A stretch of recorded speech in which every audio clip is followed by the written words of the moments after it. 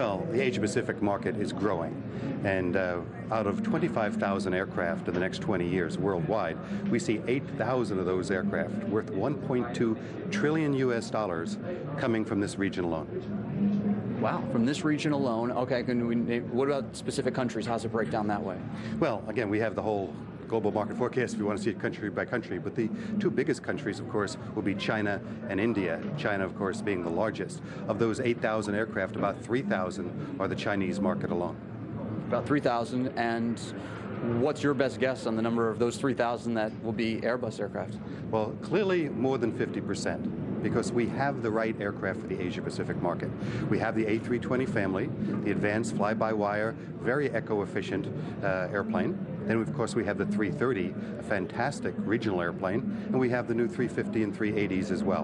In fact, of the aircraft needed in the next 20 years, worldwide, over 40% of the big twins and over 50% of the very large aircraft like the A380 will be from this region. But China itself is getting in the game of producing aircraft. Does that present a threat to you and the other major manufacturers? I mean, the C919, they're looking at that as a way to answer their growing domestic demand. Well, Airbus was founded about 40 years ago. And 40 years ago, over 95% of the commercial market was controlled by the United States with three big players. You had Lockheed, you had Boeing, and McDonnell Douglas. Well, we decided to put a competitor into that market. Today, we have over 50% of that market.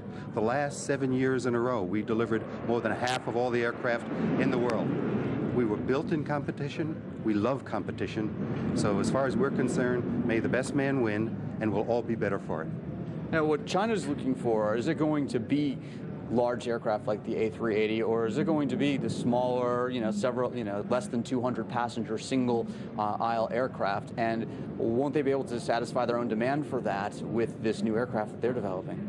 Well, once again, you have to look at the different segments of demand in the different categories. The largest number will clearly be the single aisle airplane. But remember, we have an assembly line in Tianjin. We're building and can build up to 4 aircraft a month of our 319, 320, 321s in Tianjin.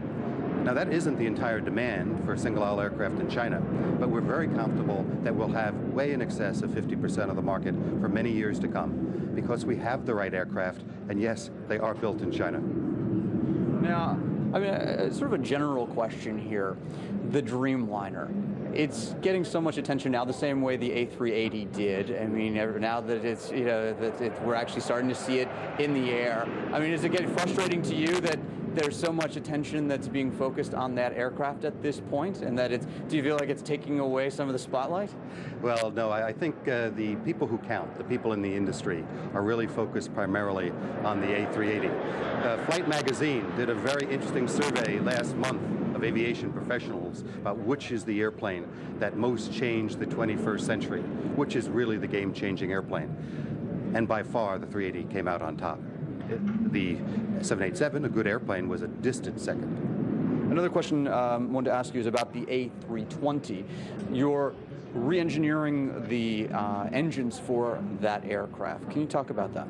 Well, we haven't made any commitment to do anything yet. We are looking at whether we want to offer an engine option to go to a new generation of engines, such as the CFMI LEAP X or IAE might have a geared turbofan.